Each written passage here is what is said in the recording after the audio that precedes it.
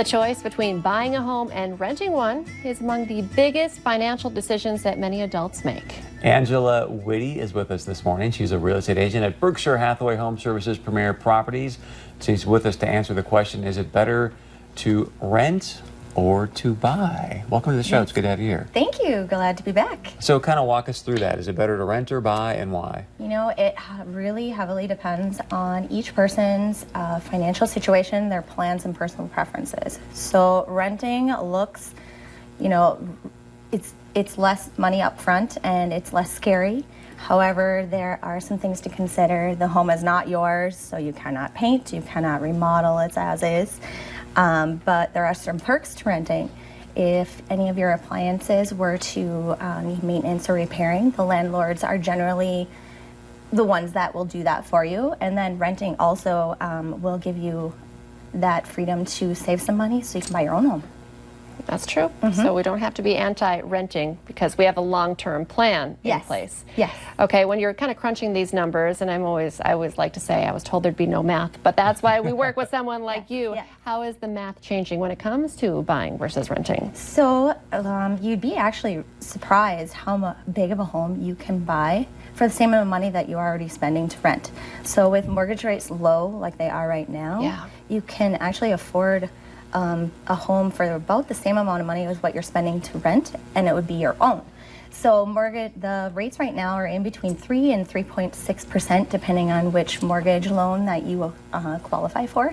There's a lot of online calculators out there that can help you determine how much home you can afford, but meeting with a mortgage lender would be your best bet. And if you don't know anybody, I'd be happy to help you find one here locally that would work best for you.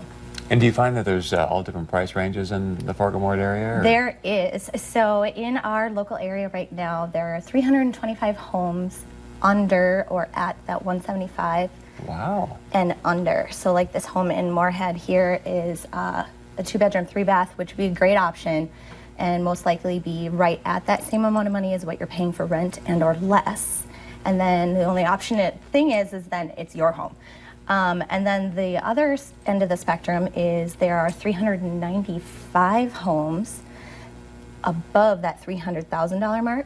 Like this home in West Fargo is a 5-bedroom, beautiful, 3-bath with an unfinished basement available for expansion. So yes, we're lucky to have both ends of the spectrum. If you go to the East Coast or West Coast, they're all on that higher end, so you don't really have that option. A lot of people can't buy. Yeah. So yeah.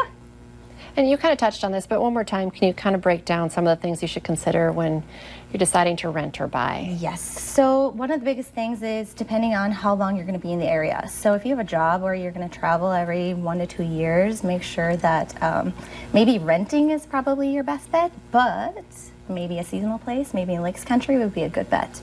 Also, with renting, it can seem less costly upfront than buying everything with a home. However, ownership is the key words. You know, ownership is said to be one of the American dreams, to own a home. So, yeah. How do people get a hold of you? Because you're the one it's great just to pick your brain. Yes, it helps. You can send me an email, angela@bhhs.preproperties.com, or give me a call at 701-799-8641. I love that you showed homes in all price ranges because, you know, maybe you're in a home, but you're ready to go up one level, and you know where all of those homes are. Yes. So great to visit with you. Great. Thank you for having me again.